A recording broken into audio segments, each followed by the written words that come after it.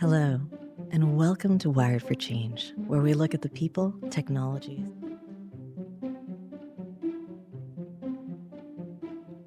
If people don't build the solutions for the future of healthcare, it won't inherently happen. We assume that the healthcare system is working towards R&D, we're working towards a better healthcare system. And the reality is that it's largely our private partners or research partners who are doing that forward-thinking work about a better system. There's such a demand for innovation, particularly in the Canadian healthcare system. Canadian companies know the Canadian system. And I think that is so important because we look out there, American companies, it's a different system down there. There's a little bit more, business model that we talk about. But when it comes down to bringing it in, I think Stephen said this great one at the last one. He said, not just, buy Canadian, but made for Canada. From the experts that we work with in the companies that have succeeded, it's trench warfare. It's 1 inch at a time, 1 mile at a time, 1 town at a time, 1 hospital at a time. So I don't want to oversimplify the advice we give today around scaling, but I would recommend you connect with some of those companies that have gone and just willed their company into existence, because it does take that, as we're kind of hard-headed healthcare partners. So. Welcome, everyone, and thank you, first of all, to Core Innovation at CHEO Research Institute and Velocity at the University of Waterloo for inviting Wired for Change to help amplify this final session of the amazing series, Advancing MedTech Together from Idea to Impact. Wired for Change is a podcast that's about exploring the technologies, people, and ideas that are reshaping our world, and I'm your host, Amy Yee. Earlier this year, I had the privilege of facilitating the inaugural session that featured Blake here that's sitting with us today, Breaking the Mold, Why HealthTech Plays by Different Rules. And one of the themes that emerged was that innovation in healthcare isn't just about building great technology, it is about evidence, trust, people, and systems. And it's about navigating this environment that is so unique and so interesting and so compelling and can drive such change. So today we're going to build on that conversation. Rather than focusing on getting to that first implementation, we're going to explore what happens beyond. Because in healthcare, the first yes isn't the finish line, right? It's often just the start of a much bigger journey. And so, thanks for joining us for Scaling Beyond Your First Win, leveraging one adoption to unlock many. And I'm joined by Matt Head, who is the Innovation Adoption Lead at Core Innovation at the CHEO Research Institute, and Blake Daly, who's the Director at CAN Health. And they each bring a multifaceted lens to this conversation, which we'll explore. My own lens, it comes from kind of an end-to-end kind of experience where I started in entrepreneurship and spent time in venture capital, worked in user experience design, and then in healthcare transformation, including procurement and innovation and adoption at that point in stage, but from a different kind of further level. So really excited to have the two of you here today. Let's go to you and talk to you guys about really what your experience are coming into this, the lens that you bring, and some stories just from what's gone really well and what's harder for people. Any patterns that you're seeing?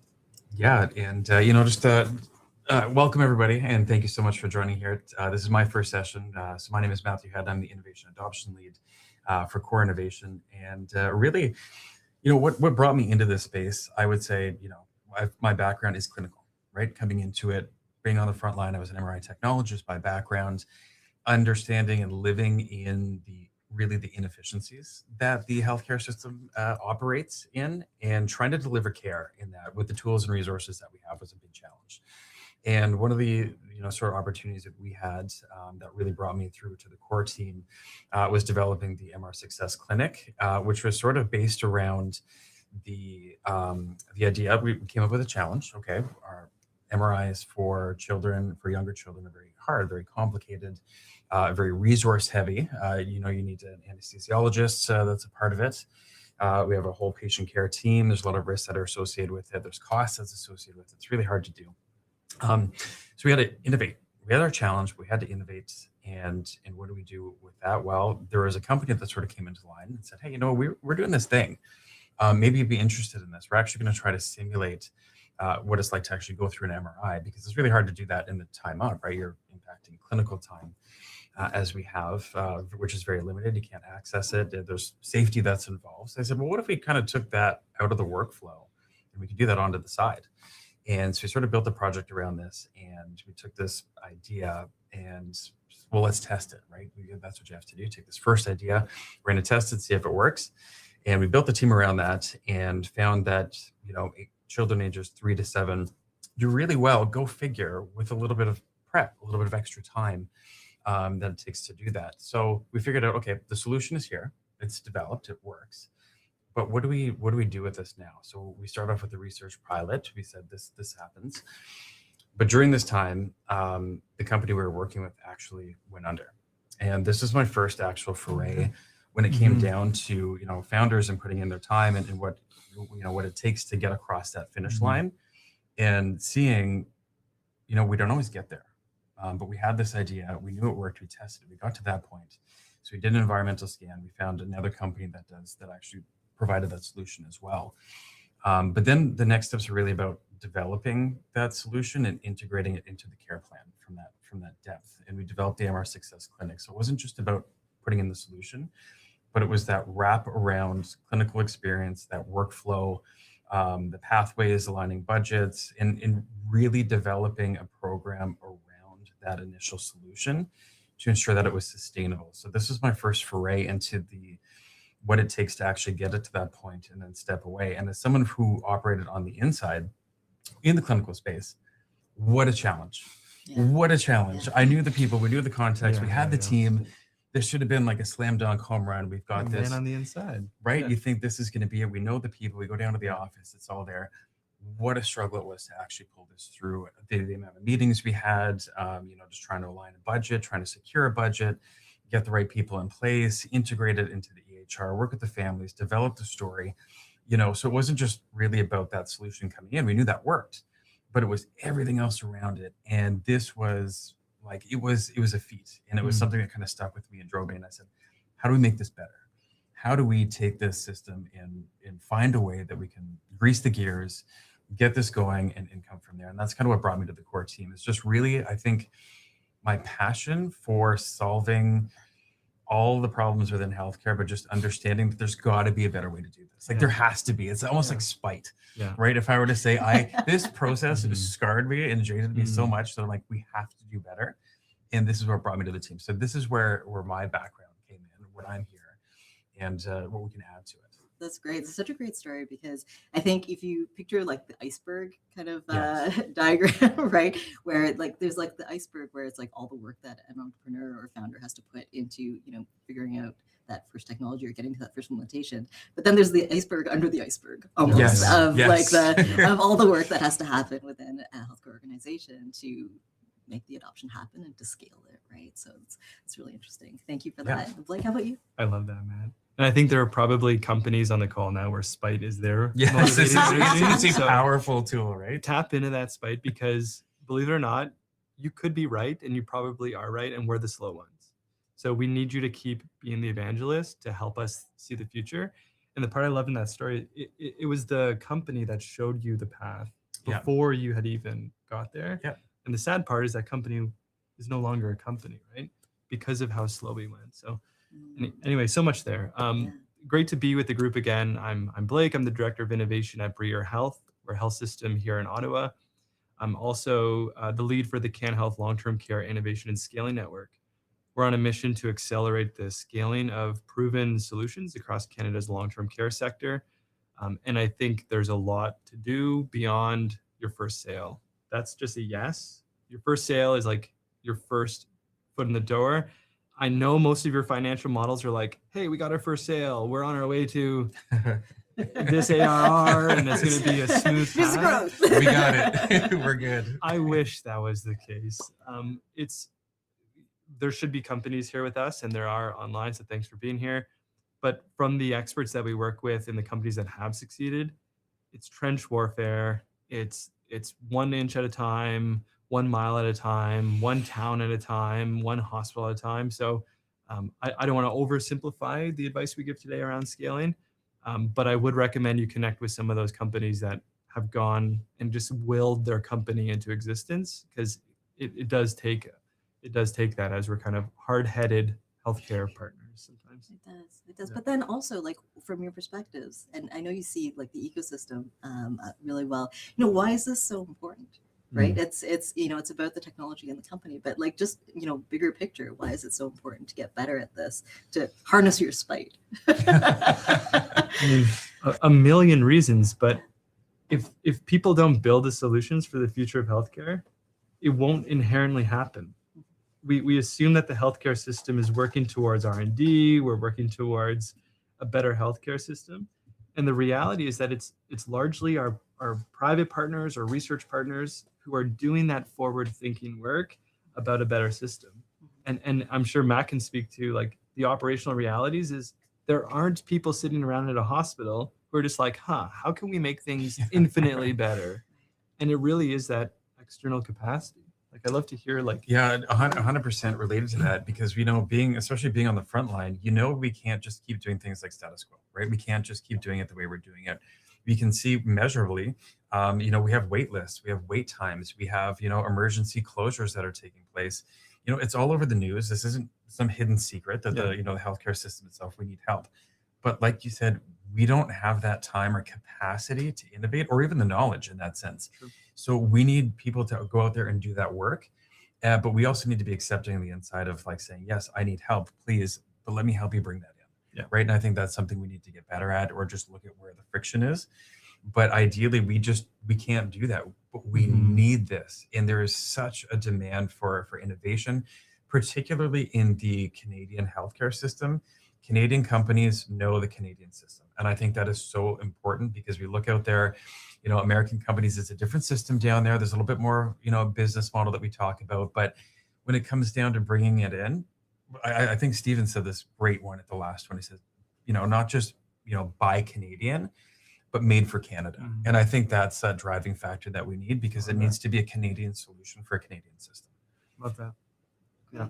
Now that's a good segue to helping people understand. You talked about some of the friction as something that you've mentioned, like why, and it's been described as slow. Why are we so slow to change? Maybe you could talk a little bit about, some of that friction and why some of it is there perhaps for good reason, or where it came from a little bit, to help people just understand that a little bit better. Like, what does that friction look like, so that, understanding the problem is often like the best, first step to getting to the solution, right? 100%. And, understanding, we know the system is slow, like, again, moving from the front line into the administrative role and now into this role, you get a different view, right? At the front line, you're working, you're taking care of your day-to-day, and things just don't seem to happen. They don't seem to get done. Then you go to the administrative side and you see, oh, we are just so overburdened that actually moving the needle along, you might think, okay, this is one project, but I'm actually managing 5 when it comes down to that, right? So we talk about capacity, but also we're working in healthcare. We're working with people. Our risk aversion is so high that any little change has to be monitored. We have to scrutinize it. We have to dig down to it.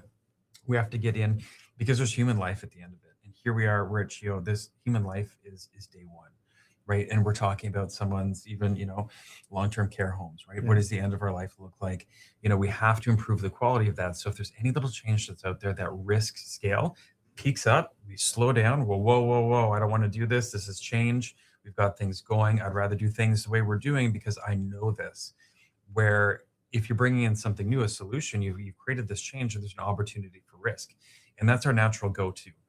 Secondly, I want to say, from my experience coming into this and working with the teams, I found working with the teams, working with those key areas of the hospital, legal, cybersecurity, procurement, it's not a team. It's actually just one person. And when you have to put your name on that, you have to stamp that saying, I've deemed this risk as acceptable. Could you imagine that pressure that you must feel? So and by the way, that person probably has 10 things on their plate. So they have to quickly, efficiently go through this and say, yes, this passes the bar we're going to go through. So to me, it's a significant risk factor that we take on. And also knowing we don't have unlimited budgets. So even though you're going to say, hey, this solution is going to save you X amount of dollars in the long run, do I have the budget to actually get us to that? Are we going to realize those results? I better take a look. Yeah. And then when you look across organizations, are there different levels of maturity or experience with respect to understanding how to adopt new technology, or understanding technology, period? Yeah, I think it comes down to people in the system that are maybe more those early adopters, maybe in their personal life or in their professional life. So we've all seen the graph of the early adopters to the late adopters. There are individuals in the system that become your partner. And what I'd recommend to all companies is at the end of the day, you're not a vendor selling to the health system. Health system is looking for partners to achieve outcomes together. And you may have to give, you may need to take in some areas, but we're looking for people who can partner. And as someone who refers a lot of companies across the system or introduces them to some of these early adopters, a key component is, do I want to put my reputation behind this founder or this company or this relationship? So it's always relational at the end of the day. And then it's always trying to find those people who are open to brainstorming, because there are many people who are like, I don't want to brainstorm. I want to create a process and I want to manage risk. And that's a key component of the health system, is like keeping people safe, managing risk. And then there are those people like Matt and others in core innovation who are like, let's brainstorm together. Let's think about what the future state could look like. And they may be more open to taking some risks earlier days with you. Okay. Okay. Now let's switch over to then now, why doesn't it scale immediately after your first win? And also, validate that. Like, have you actually seen this problem where, founders are like, yeah, we won, and maybe we get adoption in one organization or a pilot going or something like that, right? Why doesn't it just keep building momentum? Touching on that, and from my experience as well too, I think I'm going to relate it back to my work with the DMS Success Clinic and bringing in the virtual reality as the simulation software. So you have the solution that's in there. You got your first adoption. You're in. We've got this down. But I think that's really where a lot of the work begins when it comes to it, because and like Blake, you said, that partnership. So when you're co-developing, we already know your solution works. We've proven that. You've gone through it. We've got the research that's out there. We know that. But now you have to build everything else around that program to make sure it's stable, it's sustainable. And when you do that, you're building into workflows. Like I said previously, you're supporting the change management. Are you even able to support that, right? From an IS perspective, in your troubleshooting, am I calling the founder when I pick up that phone and things go wrong? Am I still at that stage? Or do you have a support network that's out there that I can call in and I can troubleshoot? So when you look at this, we know the solution's there. But what you're really trying to do and to scale is to develop and move an entire program. And sometimes that's just within the hospital, right? We talk about scaling and we think enterprise scaling immediately. I think, I've got this hospital locked down. I'm going to go down the street and we're going to do this one. But really, we have to start internally and understanding that, moving from one department within the same organization, moving to another might have as much of a challenge as it is going to a different organization. Understanding just how siloed we are in there. And it is a bit of like, hey, this model works over here. Let's take 80% of that and let's adapt that extra 20% to your clinical environment. And when you're doing that, you're fostering those relationships, because as a salesperson, you come to me as a clinical person, I'm not going to talk to you at all. You can talk all day long. You can have the best salesperson ever. Yeah. I want to talk to that clinical champion because I want to know how this actually works as the end user, as the operator. Am I going to see the impact? How, like my return on investment that I want to see from the front line, how are you going to improve my day to day? And when you successfully partner and you leave that first adoption, like your very first one, with a resounding success, so, everybody's happy, we've gone through this, you've gone through it together. Both of you coming through that finish line, bloodied and muddy, and you've gone through, you really have, right? Yeah. And that's what builds up that partnership, because both of you are going to show off that at the finish line and be like, look what we've done over here. Here's the company facing, here's a founder, the solution, it works, it's tried, it's true, it's resilient, it's done everything it said it's going to do. And here's our clinical team. Boy, did they ever go through it. You should learn from them, actually. So you actually want to package that up to that next one. I think that's really important in that next step. The first one is really, it's the pebble in the water.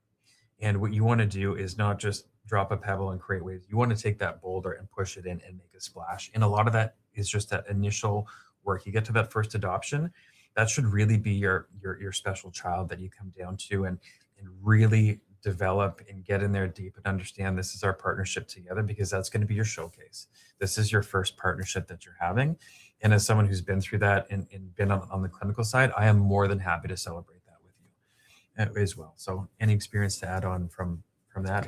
Couldn't agree more. I wouldn't say it's ironic, but the idea that we're talking about scaling, but it really comes down to that product market fit, first adoption, and getting that clinical champion who becomes your salesperson. That's it. Like we have inbound emails from sales teams all week, every day. It really comes down to that email I'm going to respond to or delete versus an email from a trusted partner who's like, "Hey Blake, you should take a look at this," and that goes miles further than any sales email or cold outreach. And it's what you said. Am I willing to put my brand, my name behind that? And when you do that, that's a really big deal. Like, again, you can burn bridges very quickly. It's a very small world out there. So to work with that founder and build that relationship, to put your name and stamp behind it is a tremendous deal. So that first sale, that first moment is huge going forward. Yeah. Any thoughts? I love the trust theme. That's something that I really like to talk about a lot. Yeah. Any thoughts on how to build that trust, like in addition to what you've said so far? I've been really blessed working with companies that have invested the same way Matt's partnership did in that first deployment. To me, that goes so far in terms of like showing up, you're in the game. We clearly know that you're never going to make your money back on this first sale with how much work you put into this, but you see our success as your success. And sometimes we've had teams like move to Ottawa, essentially rent a place for a few weeks and just be there for the implementation. That creates trust that goes potentially for your whole career. And I'd recommend to founders, like, this might be your first venture. You're not building relationships just for today. This might be multi-year, multi-decade relationships where you're building companies. So don't think short-sighted around burning a bridge because somebody's too busy and doesn't want to work with you today. Yeah, for sure. Sometimes you just have to be persistent. Totally. Totally persistent. Yeah. And then Matt, something you were saying before about kind of the blood, sweat, and tears kind of aspect of this, and I get that. And I've been in those situations and it's just about, we're going to get to the finish line. But sometimes what falls by the wayside is that the data and the documentation and like the evidence that you need to actually to be collecting for the next client that you get to, the next piece, the next win that you need. Any thoughts on like what kind of data or evidence you should like be collecting? What works well? What's impactful when it comes to convincing the next set of decision makers that you encounter as a founder? Yeah. I always like to approach it as if, with every project, I'm going to publish research, right? I mean, even if knowledge already exists that's out there, I'm going to set it up and measure those KPIs like right out of the gate. And I think that's a really fundamental piece in project planning and having a clear understanding of what you're trying to measure. And I'm going to say this once, I'll say it again, simplicity is key, right? We often try to solve too many problems or do too many things at once. When it comes down to success, I think success can be honestly start small and build up off of that. Don't go reaching for the sun. We've all heard the story of Icarus who's trying to go up there, didn't work out too well for him. I think start small, constrained, because that way, if things aren't working, you can flag it early and you can adjust. And that's going to continue down that successful pathway, right? As we do. And the same thing goes whether you've done it on one site and you're scaling and moving beyond. I think those metrics can either be carried over or then built upon. So you're starting off with that recipe card from that initial adoption. Did this work? Can we iterate on that? Can we improve on that? Your clinical champion, can they publish on that? Where's that return on that? And I think these are going to be really important. It depends on the type of solution that you're bringing in, and it depends who you're speaking to. I think, right, because the conversation comes down. There's not one single buyer ever, right? You have entire teams that are built around it. I think you have your clinical side, you have your director side, your CFO, maybe IS. So I think you have to appeal to each of those when it comes down to the selling feature. Gear that conversation and gear that return on investment to really speak to it. And when it comes to an organization, I think there's going to be some higher level priorities that they're really going to want to see and that they're willing to align resources to, right? We see a lot of work around Emerge right now is a really big, department that we understand it's on fire. It's not going well. So this is an area that needs support. So maybe when it comes down to it, you're going to have their corporate level initiatives that you should be tapping into as well. When it comes to, we start off with a challenge statement. Well, the media is pretty clear at showing us what our shortcomings are. Yep. What is a return on investment? Anything that can help within those lines. A model that's been really helpful across Canada has been the CAN Health model, which is procurement focused as well. So upfront, you want to set those clear KPIs towards publication. Yeah. We don't need superfluous KPIs that are system level changes. Just like fix Matt's day. And if Matt has a budget line item, solve his problem. Don't worry about downstream effects and the broader system. It's like solve his problem, and then make sure that procurement is part of the conversation up front. Absolutely. If we solve these things for you, you have budget towards this product or solution. And CAN Health's been really helpful, at least in my framing around project design, and I think across the country as well. Yeah, I really like that point around, make sure you understand how procurement, Yeah. works Yeah. within some of your target audience, because that can be quite a mystery, even to procurement. It is totally this mystical black box of like, so I put something in, where'd it go? Right. And it Yeah. pops out maybe on the other Yeah. end, right? It is definitely someone you should engage with. Yeah. And maybe even to add to that too, right? I think, what is the purpose of CAN Health and these initiatives? How do we do it? We support that integration so we can help avoid, death by 1,000 pilots, right? We're talking about scaling. Every time you move to another organization, do you really need to pilot it? But I don't think you do. I think you need to test for the environment. Mhm. But one of the key factors that we talked about is having that budget to bring it past pilot, right? Yeah. That's it. Otherwise, what you think you're doing is scaling and you're just piloting again and again and again, and you're reproducing. And who's got the runway for that?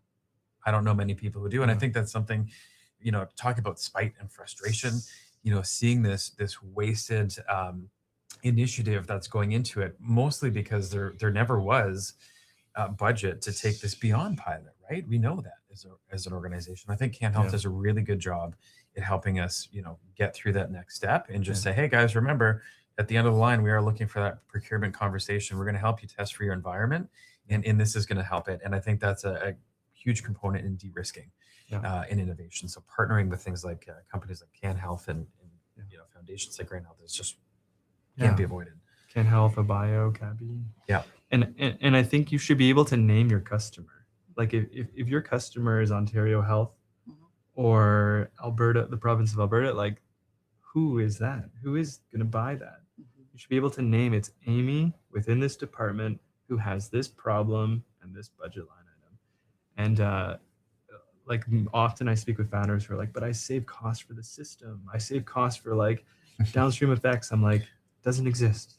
Like, and I wish it did. And maybe it does somewhere, but like at that macro level, it's so complicated to make your case. And there are so many asks at that macro level. So boil down to like, it's Matt or it's Amy, they have this problem. And then that person should become your ideal customer for your next scale, which is the vision of the vision of like your company is not to end with Amy's sale. It's to go sell to the next Amy and the next Amy. I only have so much money. You only have so much. Yeah. You're happy now. You're happy now. Your day's so much better, right? That's it. Amy might buy your product as well. But you do have to be strategic about Yeah. who you choose, but understanding that customer and being able to tell the story really well. Yes. And it is Yeah. true that it's unfortunate that often it's misaligned, like the accountability and the wish. budget and the outcomes. They're all pieces that are misaligned. Yeah. Often at the end of the day. And we wish it was different. Like we're with you in commiserating that it's not all connected and that every positive ROI business case doesn't get approved. Yeah. But like, I want to say, like, Yeah. I want to adopt. I want to innovate. I want to bring this in, right? We're the drivers behind Yeah. this, and we're sitting there going, yeah, this is hard, right? We're the ones who are actually pushing. We're pushing through. Yeah. We're having these conversations we're going through. And even then, having the inside line doesn't mean it's always going to work out. But I also want to say, too, it's good to understand. I think this is where we can help in our positions is it a no or is it a yes when? Right? What is the missing piece when you talk about all these, cogs in the wheel? Is it just not aligned right now? Is there another project or initiative that's going on? And then I think it's important for us, like, which is great for the founders in these companies, is to understand, okay, I don't need to pursue this effort any further in here. I've only got so much runway. Let's not waste this time that's going on to this, but know that there's a meaningful answer behind it as you're coming through. So understanding what that no means, I think is incredibly valuable in just knowing that, okay, no, everything else is good. You just have other priorities. That's great. Let's move over here, focus, and then, repeat that effort where there might be a higher chance of success. And that takes me to a question about degrees of change, which is something that we talked about a little bit. So when we think about setting the conditions for success right? And recognizing those conditions. And it's not that, if these conditions aren't in place, it's not worth trying, right? But it's just understanding the level of effort that is needed to go into it.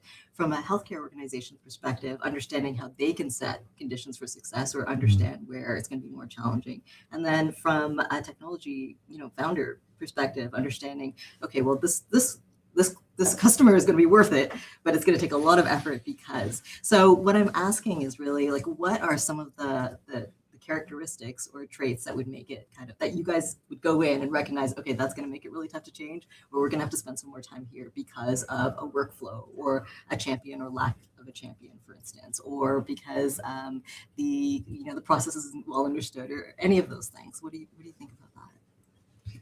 Yeah, when we look at the companies that have been really successful in scaling in long-term care, I can think of at least half a dozen examples that have kind of a modular deployment size. So it's like a not a pilot, but like a package that home can buy, see value early days, and then scale that up even within their own operations.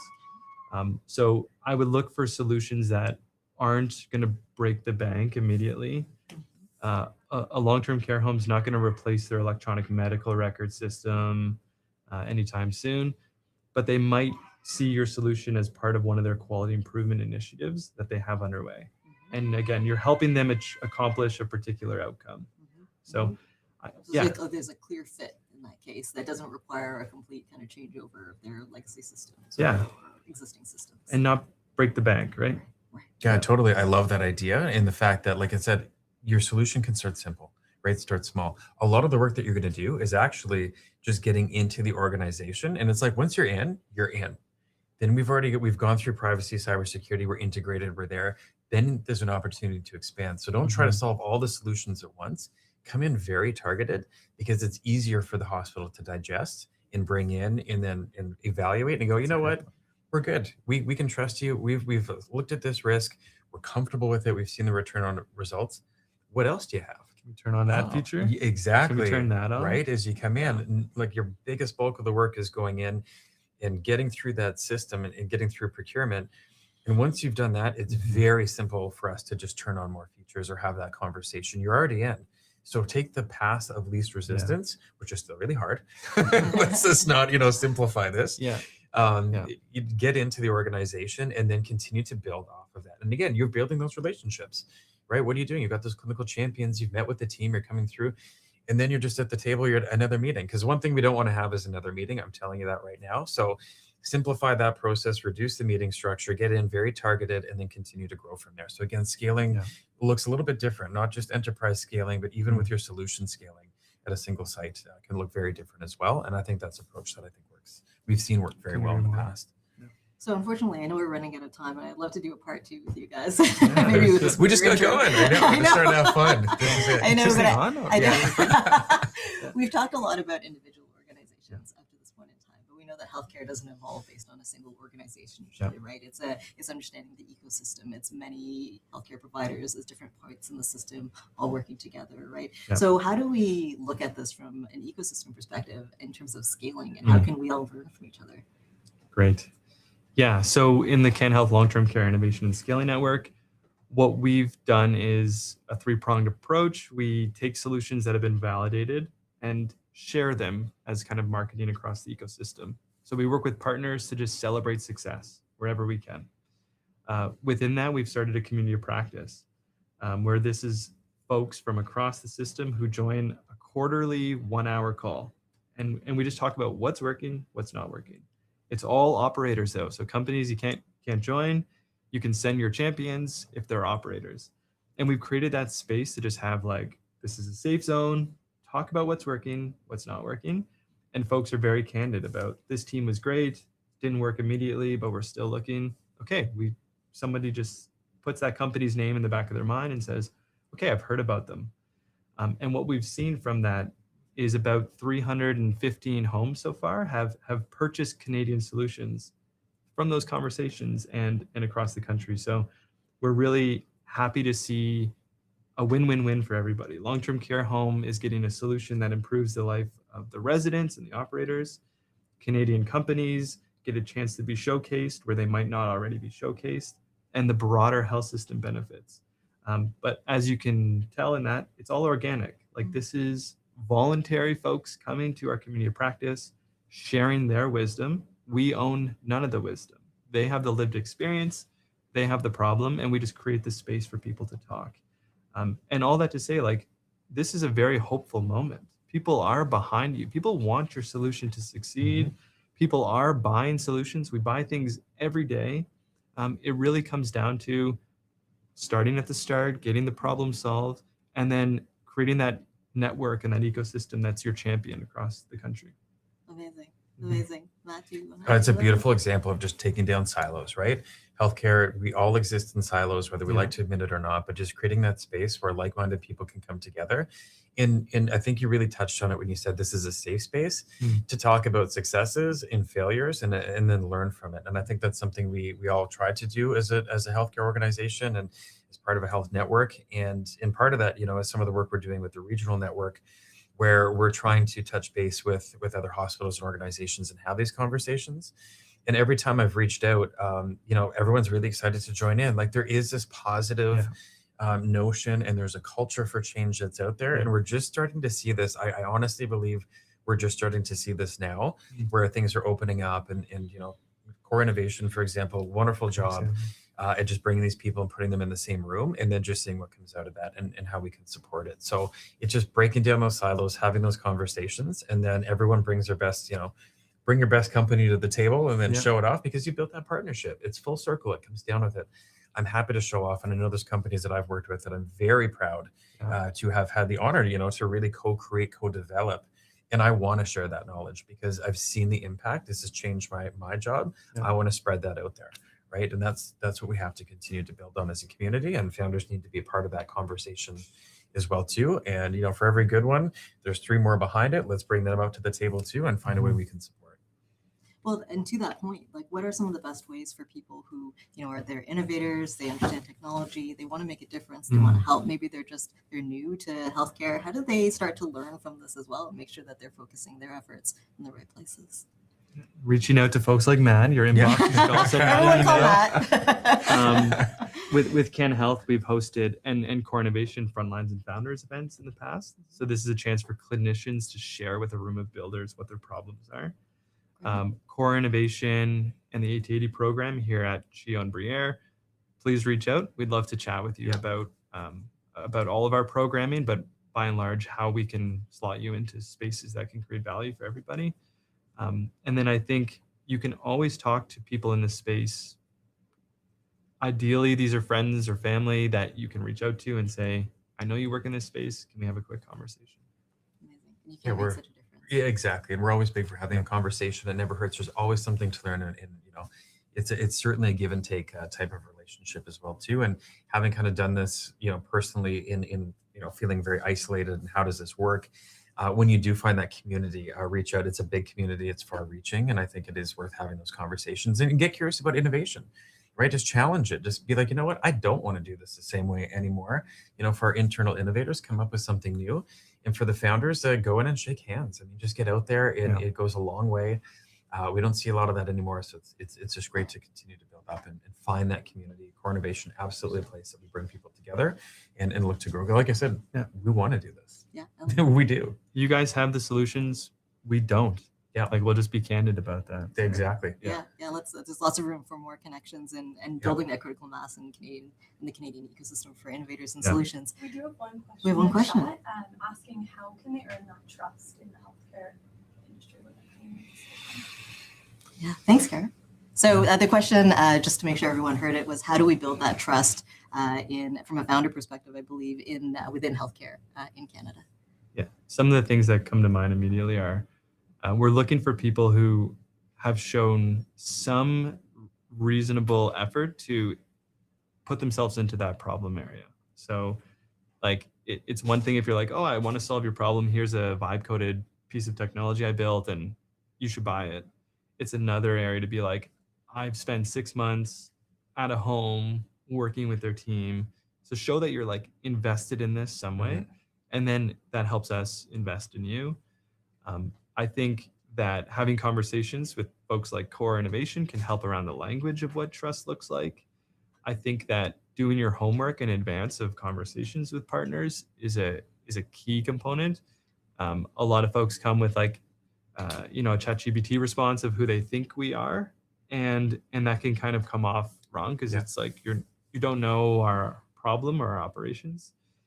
So spend more time listening than telling us what the problem is. That right there. Just say that again, right? Yeah. Just spend time just listening, right?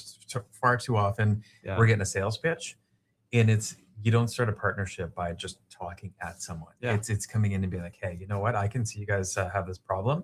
What would you like to do to work together to form this? How do we solve this together? And part of it is integrity too. I think, standing behind your solution, it should be tested, should be validated. Because if we get to the clinical world, we find out it's not, I think that's going to end things pretty quick. But obviously at this point, I think with this group, I'm not too concerned with that, but it's really, building up that partnership starts with not a sales pitch. It's a call for, hey, I'm here to help you. What do we do? It's not an I, it's a we. Right out of the gate. Goes a long way. Could agree more. Amazing. Who needs another slide deck, right? You keep saying that. I feel like you have a thing against PowerPoints. So I am going to acknowledge that we're going to wrap this up, and this has been a terrific conversation. But then I'm going to ask like two bonus questions. One bonus question, and then I think that Matt's got an announcement that he wants to make as well. That's true. But for everyone who's only staying up to this point in time, thank you so much for joining us. It was really great to have this conversation today. And thank you, Matt and Blake, for being part of it. Thank you. This was awesome. This is fun. Yeah, it's a good time, right? Innovation is fun. It is fun. It is fun. And so with Royal. And so now here's the bonus content. So I'm hoping that we're still rolling. This is like after like a Marvel movie. Yes. Like there's another scene, right? Subscribe So to for our membership fee for the members. They can pay. for members only. Yes, That's right. yeah. It's not. It's accessible for everyone, of course. Okay. So and also subscribe to Wired for Change because there's more content on healthcare and innovation that's coming as well. So the bonus question is, on a personal level, you guys both so passionately, believe in this work, the work that you're doing, and the people that you work with. 5 years from now, like personally, if we were to have this conversation again, what do you hope has changed? Gosh, I mean, I'm inspired every day by the builders on the call, but across Canada, who want to solve problems and have solutions. So in 5 years, I would love to see scaling infrastructure built across this country. And what that looks like is actively reaching out to partners to say, hey, we think we have solutions that you could be adopting that would improve outcomes. I think that might be the single most important way to improve outcomes across the country. And it's hinged on the builders building solutions, validating them, and then coming into that scaling infrastructure. So I'd love to see that in 5 years. That's great. Yeah, I couldn't have said that any better. I think that's so important. And for me, I think, looking 5 years out and just seeing where we've come, the National HealthTech Innovation Conference, look where it started from, right? It was a few people in a room, and now we have up to 200 people, and it's expanding. The culture is there. And to me, it's that continued cultural growth, because when we change our culture, everything falls in line within that. And we're really starting to see that a bit of that revolution right now. And it comes from these new founders, and it comes from all the support, that grassroots level, building up these resilience coming through and us sharing our stories. We've created this platform now, and we have to continue celebrating our wins and our failures, which I think is important as well, to create that safe space, because that's really going to drive that culture forward and open it. It's going to get to the point, people aren't going to be able to ignore this anymore. They're going to go, we actually need this. We should get on board. But now you're already 5 years behind, right? And this is it. Just keep that culture going, keep building on what we've done so far. We've seen that the numbers are there. We can measure it. It's going to be incredible. I love it. I'm so excited for the next 5 years. Let's do Fantastic. Great. And Matt, do you have some announcements that you wanted to make? I did. For those of you who have stayed this long in the chat, I just want to say we got something really special for you here. We've got the Invention Showcase happening on September 16th from 12 to 1:30. Here's going to drop the link in the chat for us. So you can see some of the progress of the companies that have been supported through Core Innovation. You can see their growth is tangible. It's out there. So feel free to register. Check the link in the chat. So that's a little side note for you guys who have been this far. You should check it out. There's some great work that's taken place. And again, it's a great opportunity for you to network, to meet people, to share experiences, and again, to grow the culture, celebrate success. Amazing. Well, I'd love to do this again with you guys anytime. Yeah. Let's check in. Yes. And thank you again for everyone for being with us. Wonderful. Care. Thanks so much. Bye-bye. Yay. Thanks, Amy. That's cool. Thanks, Amy. That was fun, Blake. That was Awesome. great. All right. Good job. I'll do that again. Sweet. We might have to. Yeah, I think so. We really just got into it.